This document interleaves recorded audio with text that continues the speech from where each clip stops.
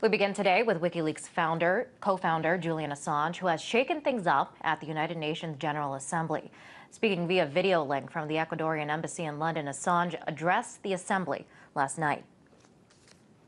We agree that freedom and self-determination are not merely American or Western values, but universal values. And we agree with the President when he says that we must speak honestly if we are serious about these ideals.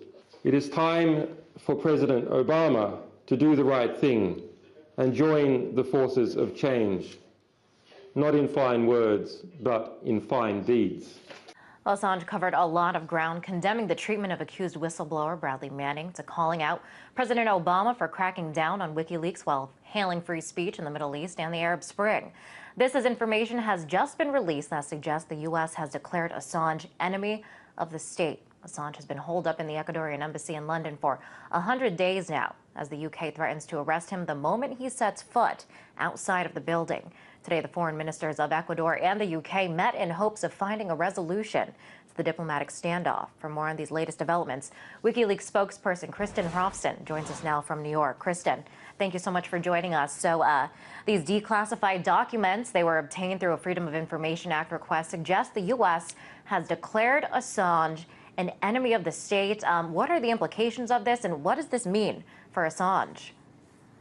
Well, it is very serious that the U.S. military has made this, declared basically WikiLeaks as an enemy. This comes up in the investigation into possible cooperation of a servicewoman in the U.S. military working in the U.K. She was under suspicion of having cooperated with WikiLeaks, and it was defined as communicating with the enemy. Now, of course, it has very serious implication if WikiLeaks has indeed been categorized as the enemy. We all know what that means, basically. So, I mean, does that mean that he's essentially now in the same category as the Taliban or a member of Al-Qaeda? That would seem to be the implication, and that is how it's interpreted by the legal team of Julian Assange. Wow. I want to play a clip now of Julian Assange himself addressing the UNGA last night. The U.S. administration is in trying to erect a national regime of secrecy, a national regime of obfuscation, a regime where any government employee revealing sensitive information to a media organization can be sentenced to death, life imprisonment, or espionage, and journalists from the media organization with them. Well, there he is. Assange has expressed fear that he could face the death penalty if he indeed does get extradited to the United States. But at this point, the U.S. has not issued any criminal charges. So why does Assange fear this worst-case scenario? Well, not officially. There are indications that a sealed and secret indictment might already be in place. We are not sure that it does, but we have documents that are indicating that. When you look at the scope of the persecution against WikiLeaks, the 42,000 documents that have been gathered in the attempt to find ways to indict Julian and possibly others associated with WikiLeaks. If you look at the grand jury that's been sitting since last year in secrecy in Virginia, trying to find ways and means to prosecute Julian Assange, you see there is a real danger here. And we see from evidence that have been leaked out and published that there are references when people have been subpoenaed to the grand jury to the Espionage Act of 1917, which carries the death penalty. So it's a real and serious threat. And does he look to the way things have played out for accused whistleblower Bradley Manning as, I guess, a precedent of what could happen to him if he were extradited to the U.S.? Well, look at the treatment of Bradley Manning is absolutely horrible. I mean, he was kept for more than 8 months under conditions which were conditions of torture, as categorized by the Special Rapporteur of Torture, Juan Mendez of the UN. So that could be expected if he is extradited to the United States. Now, I do want to take a moment now to listen to some more remarks made by Julian Assange last night, where he refers to President Obama and his speech before the UN. I'm reminded of the phrase, the audacity of hope. Who can say that the President of the United States is not audacious?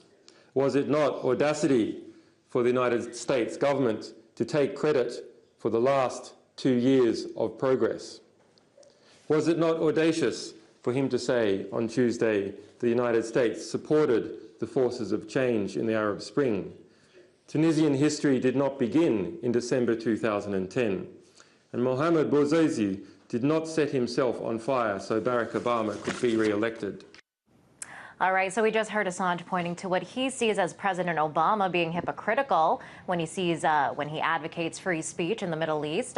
Why does he think the president is using the Arab Spring for political gain? Well, that is obvious. He is trying to use it for political gain because he's a politician, and he is a hypocrite.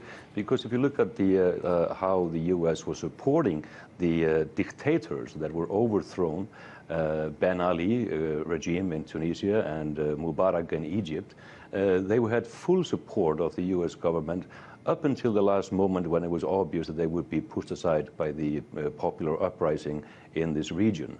And they even tried to have a hand in who would succeed Mubarak in Egypt, and the prime candidate was the one who had been overseeing the torture chambers under the Mubarak regime. So of course it's hypocrisy to try to claim some credit and support for the Arab awakening.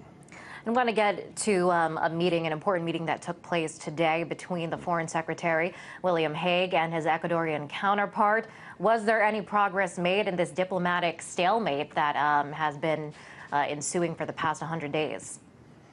According to my information, there was nothing definite that came out of this. There's no solution as yet, but the Ecuadorians are working very hard, and they are coming up with ideas and keeping the dialogue open and doing a fantastic job. So I'm very hopeful that in the end there will be a solution, and Julian Assange will be allowed safe passage out of the embassy in London to Ecuador. But there hasn't been any measurable progress made in terms of reaching a solution.